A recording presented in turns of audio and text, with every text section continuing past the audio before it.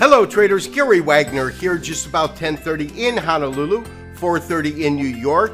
It is Tuesday, June 13th, 2017, and this is the Daily Report for Gold and Silver. As we await the conclusion of the FOMC meeting scheduled to end tomorrow, we have muted action in the precious metals markets, with gold currently trading down approximately 50 cents at $1268.40. That, of course, is basis most active futures contract, which currently is August. It is traded to a low of $1260.50 and a high of $1271. Of significant interest is the low today, and when we pull up our first technical studies, I'll go over why that number is so important. Silver, although, is taking it much harder, with it currently trading down approximately 0.75%, down about 13 cents at 1681. The low today, 1670, and the high on the day, 1695. Interestingly enough, the hot markets such as platinum and palladium that were on fire yesterday are succumbing to selling pressure. Platinum down 1.8%, or about $17 at $927, and palladium also trading lower, but nowhere near the kind of move down we're seeing in platinum, down about 0.4% at $860 per ounce.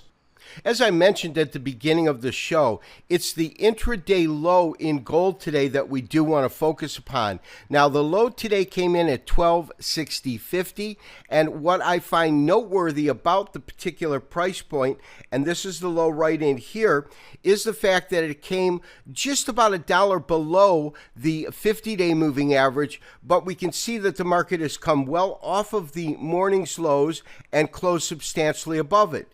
This, as I've talked about on prior occasions, should absolutely, if we are still in some sort of a bullish mode, even though the market is retracing, should be able to hold. The other technical indicator that is noteworthy is the Fibonacci retracement level that we have been focusing upon, which is the 38% retracement. And of course, that is a retracement from the prior rally in which the market moved from roughly 1213 up to 1298. And we can see that the close today fell above that particular price point and is well above not only the 50-day moving average, but the 38% retracement. On the negative side, when we look at this particular chart, the only thing that we can say is that today is significant in that we had a lower low than the prior day, as well as a lower high and a lower close. Although the market did close in essence unchanged from the open, we are seeing a green candle, so it closed slightly higher than the market opened at. Given that we are currently in a corrective period, I absolutely believe that we are in a corrective period of a bull market, or a bull rally that has been underway really since the beginning of 2017, the end of 2016, as prices came down and hit these lows at 1120. Because since that point, we have had a series of rallies followed by lows in which the following rally would contain a higher high and the following correction would contain a higher low. We can see that throughout this entire year: higher high here, higher low here, up until this most recent rally, which is almost a double top, but it is slightly higher than the price point that we hit back in April of this year.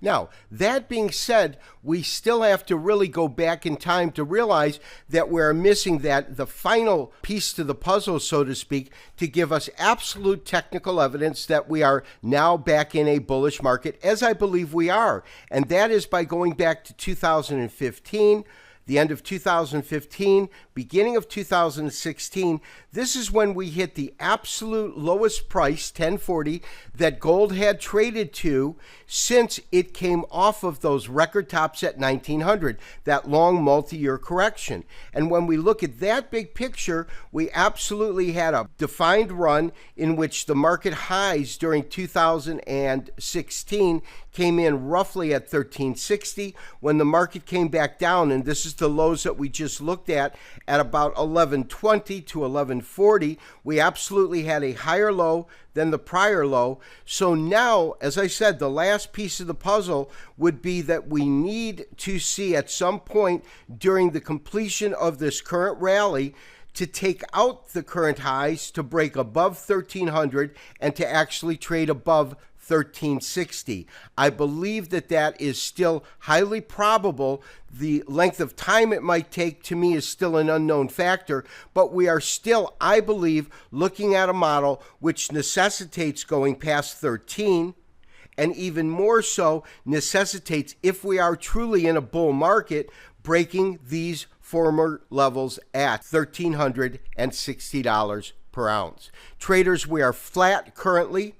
My recommendation is that we will remain neutral in the market, neutral stance, no active position, and we will look to see if we get any news out from the conclusion of the FOMC meeting that triggers a buy signal in the market. In other markets that we follow, we have seen a pretty quick and strong recovery in U.S. equities, with the majority of the indexes trading higher on the day. We have the Dow Jones Industrial Average trading at 21,328, a 0.4% change in the price today, up 92 points. Over to the Standard & Poor's. Standard & Poor's trading up also a little bit over 0.4%, up 11 points at 2440. And then lastly, the NASDAQ Composite, again, really outperforming the other indexes, up about 0.7, up 43 points at 6218. So traders, in other markets that we follow, we are looking at the dollar index. Dollar index is trading under pressure today, but nominally down about 0.1 to 0.2%, 96.98. And what I am noticing is that we are starting to get alternating colors in which we're getting up days and down days, or green candles and red candles. That tells me that we have absolutely entered a period of sideways trading, consolidation, in which it's defined by a very narrow range. That typically will occur as support or resistance comes into the market. So it typically occurs before a breakout to the upside or downside. I've been on record looking for this market to go to 96, but we are in an area in which we could see some sort of break, but right now we have no evidence of that whatsoever. And traders, interestingly enough, we are looking at the NASDAQ Composite. We can see that we had a pretty strong week so far. These are weekly candles that we have. And after selling off pretty dramatically last week, we see a pretty dynamic recovery. But what's interesting to me is the Standard & Poor's. Let's go ahead and pull that up. Because as you can see, we are now closing at an all-time record area, 2440. So we're actually seeing the Standard & Poor's 500 move to new record territory. I would look for equities, because we're seeing such a healthy recoup of the market and a recovery, I should say. I am now looking for higher pricing in U.S. equities. As we await the news conference that will occur immediately following the conclusion of tomorrow's FOMC meeting, traders and investors will get their first chance to really get a sense for the future pace of interest rate hikes. This, according to Janet Yellen, as she gives a news conference, and also will be listening very, very closely to any hints on their plans for asset liquidation and for them to remove much of the assets on their budget sheet right now, which stands at $4.5 trillion. Based upon the comments that she makes following the FOMC meeting at the news conference, I believe is when we could see the greatest market swings, gyrations, and volatility in the market, in that a rate hike once announced, I believe, has already been factored into the market, as the majority of market participants are fully convinced that there will be a small rate hike tomorrow. This has been Gary Wagner, wishing you, as always, good trading. We'll talk to you tomorrow for another daily update and review. Bye-bye.